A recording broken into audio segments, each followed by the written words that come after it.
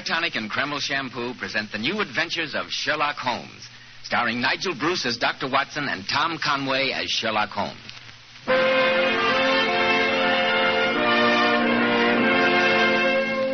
Well, here it is, Saturday night again, and time for our weekly visit with that excellent host and incomparable storyteller, Dr. Watson. I'm sure he's waiting for us in the old familiar study, so let's waste no time in joining him. Good evening, Mr. Bell. You're punctual to the minute, as usual. You bet I am. When it's time for Dr. Watson to tell a new adventure he had with the immortal Sherlock Holmes, I'm not going to miss a second. Nice of you to say so, my boy. Draw up your usual chair and make yourself comfortable. Before I sit down, Dr. Watson, you mind if I take a look at the old metal case on the mantelpiece? It wasn't there last week. No, I placed it there because it played a prominent part in tonight's story. You see, it's a memento of yet another encounter that Sherlock Holmes and I had with the arch-villain of London crime, Professor Moriarty.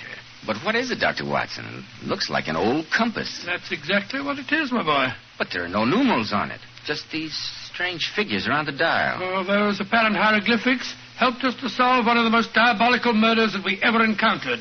I call it the adventure of the half-eaten apple, the Coptic compass, and the unclothed corpse. I can hardly wait, Dr. Oh, I'm sure you'll wait long enough to have a word with our listeners now, won't you, Mr. Bell? Right. Men, aren't you sick and tired of hair preparations which leave your hair looking and feeling greasy?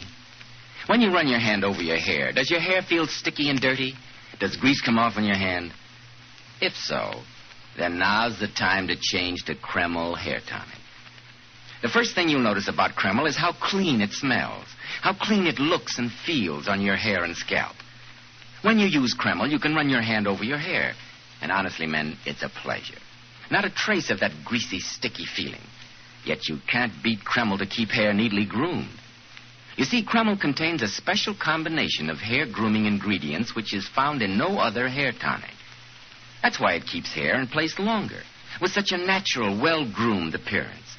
So, men, let Kreml give your hair this handsome, clean-cut look which is bound to make a hit, both on the job and with the ladies. Kreml, Kreml Hair Tonic.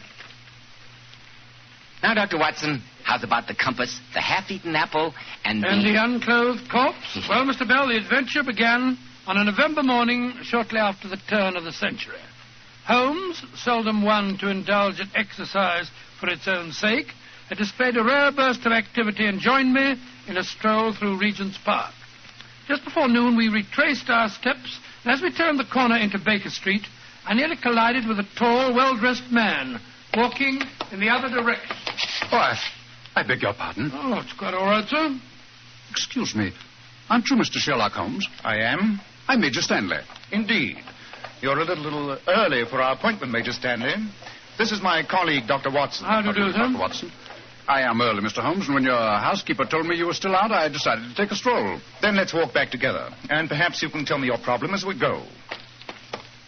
It isn't exactly my problem, Mr. Holmes.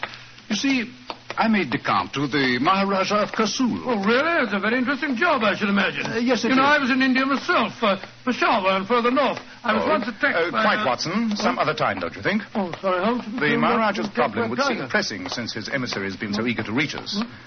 Please continue, Major Stanley. Mr. Holmes, have you ever heard of the Star of Kasul? A fabulously valuable diamond, isn't it? Yes. It's the treasure of the Maharaja's collection. At the moment, it's in the vaults of the Bank of England. No, it's the best place for it, I should say. There have been several jewel robberies lately. Yes, so I've been told, and that's why I've come to you, Mr. Holmes. You see, the Maharaja has come to England to have his portrait painted by a sergeant. Your problem becomes apparent, Major Stanley. When this portrait is painted, the Star of Kasul will no doubt be set in the Maharaja's turban. And you quite justifiably feel concerned about the jewel's safety. Exactly, Mr. Holmes. It must be cleverly and closely guarded on its daily journey from the vaults to the Maharaja's suite and back. Well, hardly sounds like a job for you, Holmes. No, Major Stanley. Without wishing to appear conceited, I may say that such a routine matter is rather outside my scope.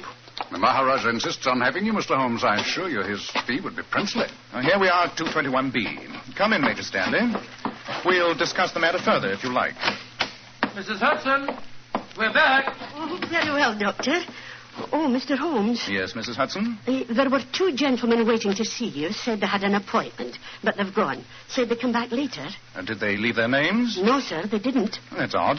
Thank you, Mrs. Hudson. Aye, sir. Let's go upstairs, shall we, Major Stanley? Very well, Doctor. Regarding your problem, Major Stanley, it occurs to me that Humphrey Pedder might be a good man to see. Humphrey Pedder? Yes, I'm not personally acquainted with him, but I'm told that he specializes in the more physical aspects of detective work. The Maharaj will be very distressed if you refuse him, Mr. Holmes. Naturally, I wish to... I'm sorry, Major Stanley. I've made my decision. I can't handle the case. See Mr. Pedder, if you will. But Mr. Holmes, can't we sit down and talk about it at least? Yes, Holmes. After all, there's no need to be rude. I'm afraid not. Good day, Major. I've heard you were eccentric, Mr. Holmes, but I didn't know how eccentric. Holmes, what on earth's the matter with you? You ask him up, and then you won't even let him into the room. For an excellent reason, Watson. Come inside. Look, there on the floor. Great heavens. I could hardly let the emissary of a Raja walk into a room containing a corpse, and an unclothed one at that.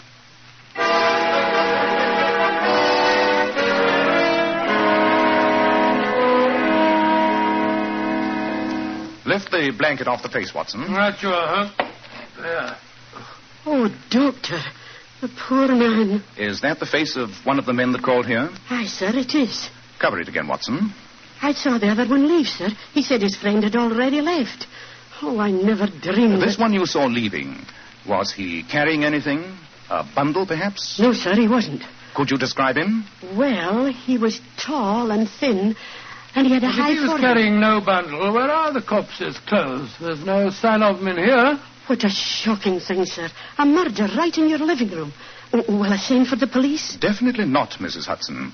And please keep this to yourself. Aye, sir. When a corpse is deposited on my own carpet, there's a certain point of honor in being able to present the police with a complete explanation when I do call them in. That'll be all, Mrs. Hudson. All right, sir. What a terrible thing. Holmes, this is incredible. Why leave a corpse here, and why unclothed? The obvious reason to remove clothing would be to make identification difficult. Then how did the murderer get the clothes out of here? Mrs. Hudson said that he wasn't carrying anything. We have many other questions to answer, old chap. The knife wound in the heart gives us no clue, I'm afraid. But observe the singular collection of objects that are lying beside the body. Well, let's have a look at them. A railway ticket, a funny-looking compass. And an apple that has been bitten into. The corpse has protruding teeth. I bet you that he didn't make the bite in this apple.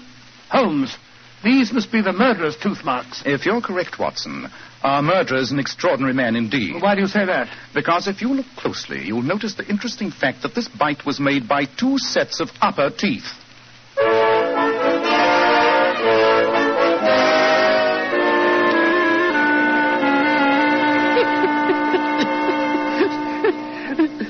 You're the one and no mistake, Professor Moriarty.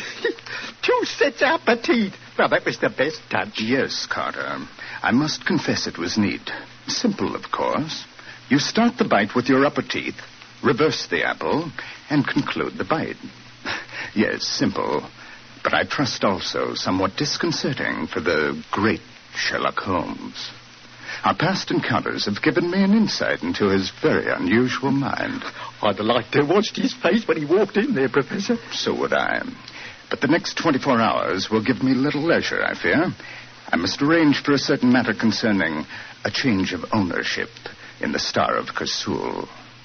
This should be a fascinating game. But the old compass and the railway ticket. Carter, with your somewhat limited cranial development, it must be hard for you to absorb the subtler points in such a plan, but surely its basic purpose is obvious. Sherlock Holmes is about to be engaged by the Maharaja to guard the jewel. I had to divert his attention, so I perpetrated an intriguing murder on his own doorstep and surrounded the corpse with meaningless and completely unrelated objects which I knew would torment his curiosity and keep him off my trail. And that corpse would take some explaining to the police, too, Professor. Yes, that's why I placed it there. It puts him in an acutely embarrassing position. He has to try and solve the case or become the laughing stock of London. It's one of your neatest jobs, Professor. Oh, I won't say that, Carter.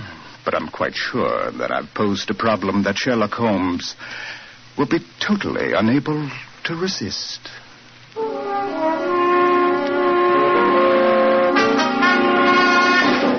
I can't resist this problem, Watson. No fee on earth could make me bother with the safety of a mere diamond when such a puzzle presents itself. On my soul, you talk rather as though you were settling down to a game of chess. You've got to solve this problem, Holmes, or else it's going to put you in a ridiculous position with Scotland Yard.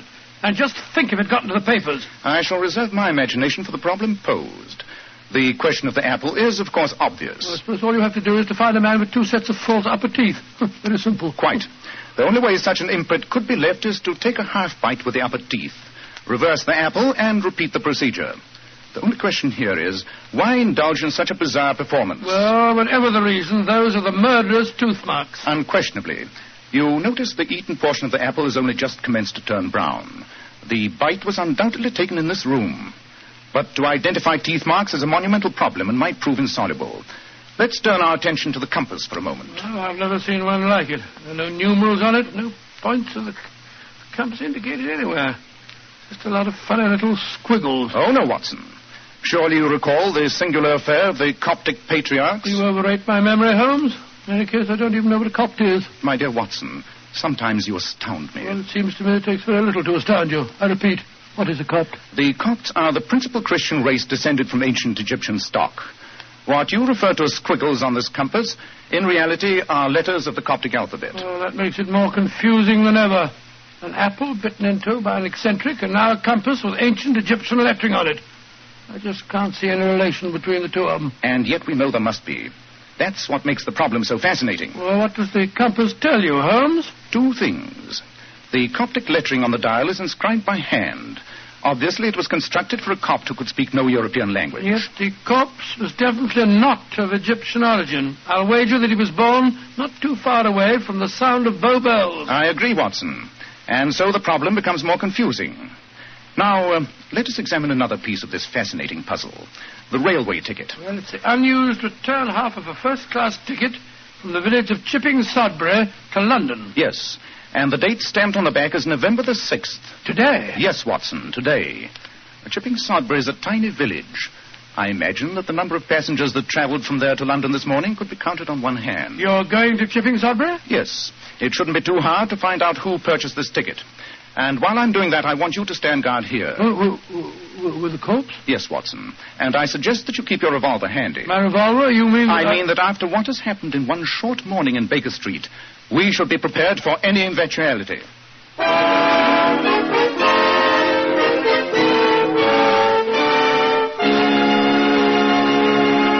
In just a moment, we'll see just what eventualities do develop. But first, if you're smart, you'll take better care of the hair you've got. And let me assure you, men, you can't use a better product than Kreml Hair Tonic. This highly specialized hair tonic contains a special combination of hair grooming ingredients which no other hair tonic has. That is why Kreml keeps your hair in place longer. Why your hair always has such a natural, well-groomed appearance, never greasy or sticky. And listen carefully to this, men. Kreml does lots more than keep hair looking handsome. A quick massage with Kreml stimulates the circulation of blood right in the surface of the scalp. Notice how alive, how invigorated, how clean your scalp feels. At the same time, Kreml removes loose dandruff.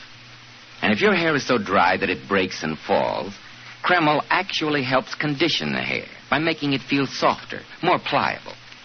So, men, why be satisfied with a product which merely keeps your hair in place when you can have handsomely groomed hair plus all those extra advantages of Kreml? Buy a bottle as soon as possible at any drug counter.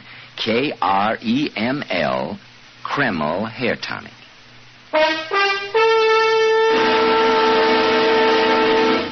Well, Dr. Watson, it seems to me that Professor Moriarty did quite a job in sending you and Sherlock Holmes off on a false trail. He did, Mr. Bell, and for a while his nefarious plan succeeded. But to take up the story where I left off, while I stood guard in Baker Street over the mysterious corpse, Holmes caught the next train for the tiny village of Chipping Sodbury.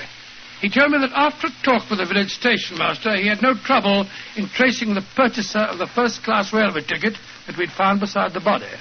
It had been bought by a dignified and elderly clergyman by the name of Russell, and Holmes lost no time in calling on it. The station master told me, sir, that you were the only person to purchase a return first-class ticket to London this morning. Yes, Mr. Holmes. I had occasion to make one of my rare excursions to London this morning. But though it was an unfortunate experience for me, I can't think my humble visit to the city could be a matter of any possible interest to you. I'm very interested in what happened to the return half of your railway ticket, sir. Very odd you should mention that. A regrettable business. Most regrettable.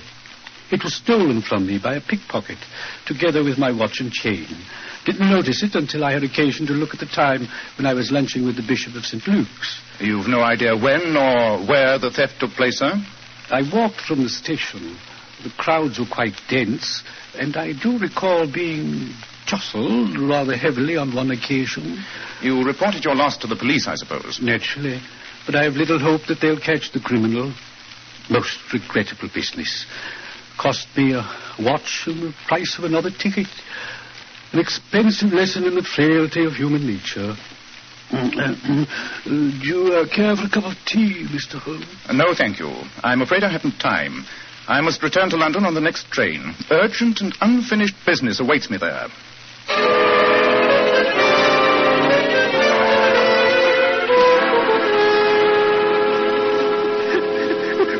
We followed Sherlock Holmes to Paddington Station, Professor Moriarty. Excellent. He caught the train for Chipping Sudbury, no doubt, Carter? Oh, yes, Professor.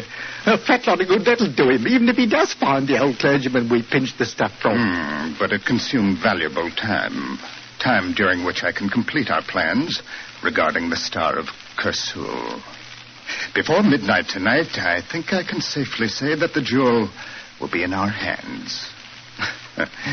How very fortunate that Sherlock Holmes has such a devouring curiosity.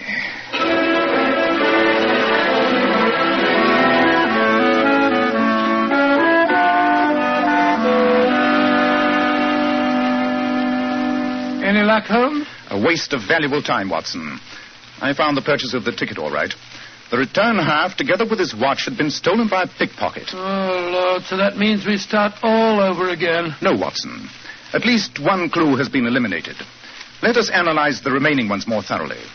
Now, the problem of the Coptic compass should next engage our attention. A call on the Egyptian embassy might prove illuminating. You know, Holmes, while you were away, I had a brainwave. Congratulations. It was connected with the missing clothes from the corpse. Where, I asked myself, where would be the obvious place to hide clothes? Why, in the clothes closet, of course. So I searched both our wardrobes absolutely thoroughly. They weren't there. Interesting, Watson. Of course, I'd already done the same thing. Oh? The problem of the missing clothes is still... Numbskull! Yes, Holmes? Why didn't I think of it before? What is it, Holmes? The special wardrobe that I keep for my disguises, in the dressing room. Come on, Watson. By Jove, yes, I never thought of that. Perfect place for hiding the dead man's clothes. Let's see if there have been any recent additions to this raggedy collection of mine. Costa's outfit. And there's the clergyman's suit. You always made a surprisingly convincing clergyman, Holmes. And here's the unfailing passport to many a servant's back door. The stained and roughened worsteds of the English plumber. Yes, these patched and frayed ghosts could tell many a tale of... Hello. Look here, Watson. Plain blue suit in rather good condition. Quite. And it doesn't belong in my collection. I think we've solved the mystery of the vanishing clothes. The labels have been ripped out of the coat. Yes, and the pockets emptied. All possible identification removed. We're getting warm, Watson. We're getting very warm. Wait a minute. What is it? Give me a knife. All right, sure. There's something in the lining of this coat. Feels like paper. Perhaps the murderer didn't remove all identification after all. Here you are. These scissors will do the trick. Splendid. There we are. Piece of paper sewn to the padding of the coat. Yes. Let's see what it tells us. Humphrey Pedder, 118 Montague Crescent, Knightsbridge. That's the private detective you were talking about earlier on today. Do you suppose that Pedder's the corpse? At this stage, Watson, I shall suppose nothing. We'll go to Montague Crescent and find out for ourselves.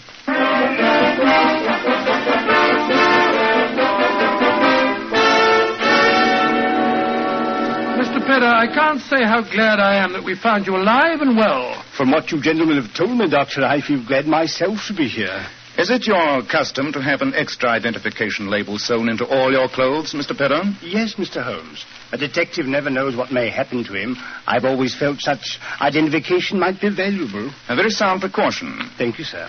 And you say that a suit of your clothes was stolen from your wardrobe last night? Yes. and I can't unearth a clue.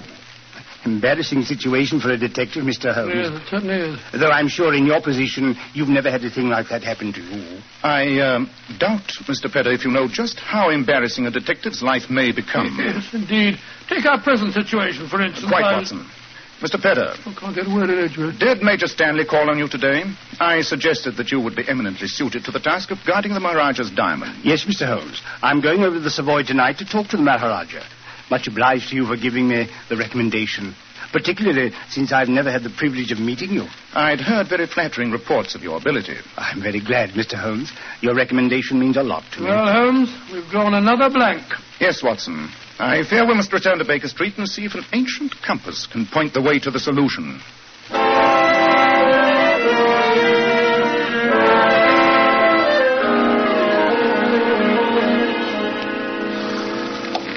Where to, sir? The Egyptian Embassy in Grosvenor Square, cabin. What's your gallop? Jump in, Watson. I feel a blasted fool trotting around London with a Coptic compass under my arm. I hope this leads us somewhere. If the excursion proves fruitless, Watson, I'm afraid I shall be compelled to get in touch with Scotland Yard. A few hours' delay in reporting a murder can be explained, but beyond that, we may find ourselves in trouble. I think you should have reported it before this. By the way, Holmes, did you notice the brougham and pair that drove up to Pedder's house just as we left? I'm afraid for once I was sufficiently preoccupied to yield to you in observation, my dear Watson. I'm not certain, but I thought that it was Major Stanley who stepped out of it. Major Stanley? And yet Mr. Pedder said that... But of course! What an idiot I've been. Cabby! Yes, sir. Turn around and drive us to the Savoy Hotel as fast as you can. What you want, Edith?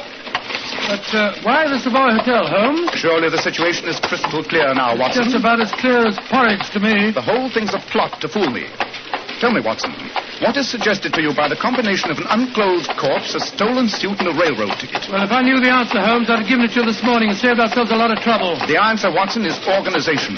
A group of well-organized criminals who are able to perform these unrelated tasks.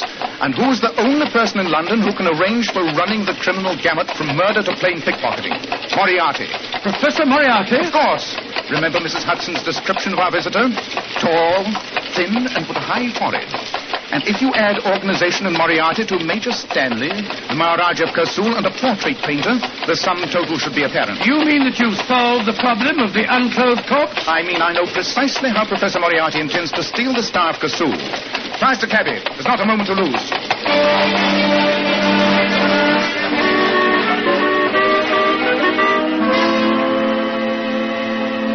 Mr. Holmes, it's an astonishing story you've told me. At least it explains my apparent rudeness this morning, Major You Stanley. can appreciate the embarrassing position in which my friend was placed, sir. Yes, indeed. But of course you understand that Mr. Pedder here is now in charge of guarding the Star of Kursul. Quite, Major. And you're in very excellent hands, I'm sure. Thank you, Mr. Holmes. But your own problem still fascinates me. The unclothed corpse, the compass, and the apple. As the humble exponent of your profession, I'm curious to see how you arrived at your conclusions. I reached them only just in time, Mr. Pedder. If I hadn't, I should at this moment be paying a fruitless visit to the Egyptian embassy. Well, I'm still confused, Holmes. And yet the answer is simple. What was outstanding about the crime committed at Baker Street? What was its individual peculiarity? Well, I suppose the air of mystery that surrounded it. I prefer to use the word mystification. The crime fascinated me, stimulated me, as Professor Moriarty hoped it would, until I realized that it was intended to do precisely that. The whole plan was a decoy, designed to prevent me from accepting your mission, Major Stanley. How could I accept such a commonplace job as guarding a jewel while such a fascinating problem was presented in my own living room? And the apple and the compass... Fictional clues that led nowhere, but were sufficiently challenging for the criminal to know I wouldn't be able to resist tracking them down. It's an amazing plot. Then the railway ticket and the suit of clothes that was stolen from me were all meant to focus your attention elsewhere and away from the diamond. Exactly, Mr. Pedder. Well, Mr. Holmes, I assure you we're very grateful for the warning. Yes. We shall be more than ever on our guard now. We know where the danger's coming from. Professor Moriarty. I'm taking the Star of Kursul back to the Bank of England in a few minutes. I assure you that I shall guard it extremely well. I think, Mr. Pedder, that if you don't mind, I'll take charge of the stone. But, Mr. Holmes, I've already been commissioned for the work. That's true, Mr. Holmes. Since you refused the job, I had to make other arrangements.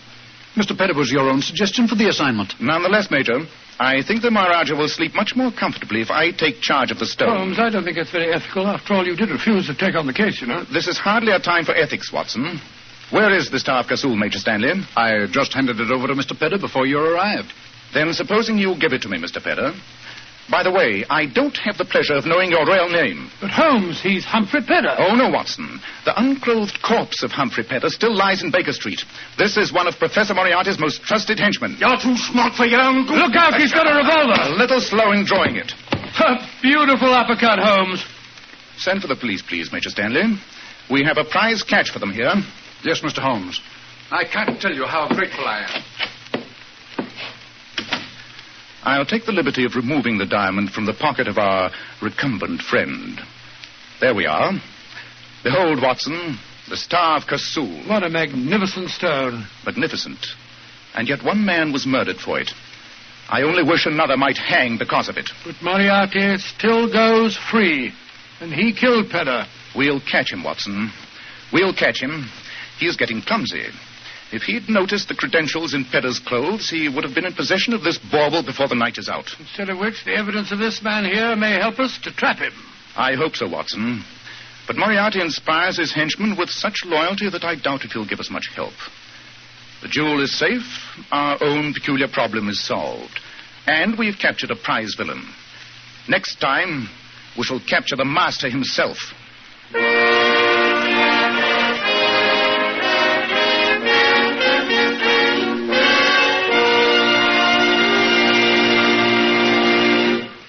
Did you, Dr. Watson? Did I what, Mr. Bell? Did you and Holmes finally capture Professor Moriarty, the master himself? No, Mr. Bell. Haven't you got a word for our listeners? Yes, I have. In just a moment, Dr. Watson will be back to tell us about next week's story.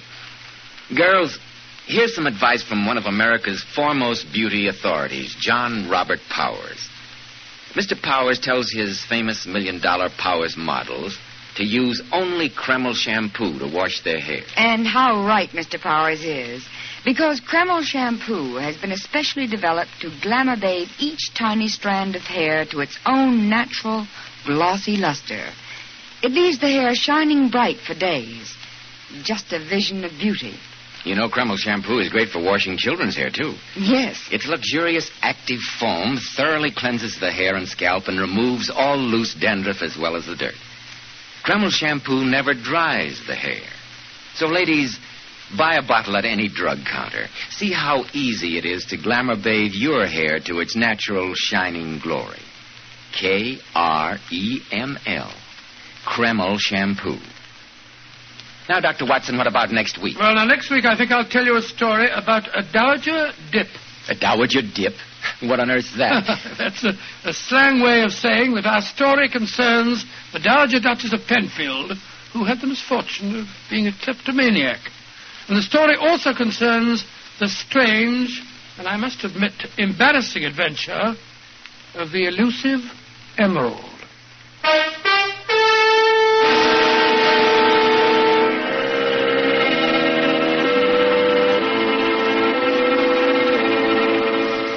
Tonight's new Sherlock Holmes adventure was suggested by an incident in Sir Arthur Conan Doyle's story, The Final Problem. Nigel Bruce appeared by permission of California Pictures. Tom Conway through the courtesy of Eagle Lion Pictures.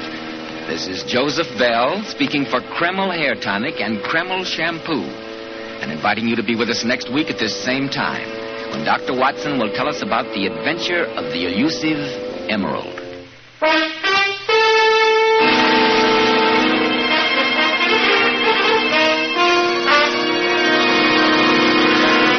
This is ABC, the American Broadcasting Company.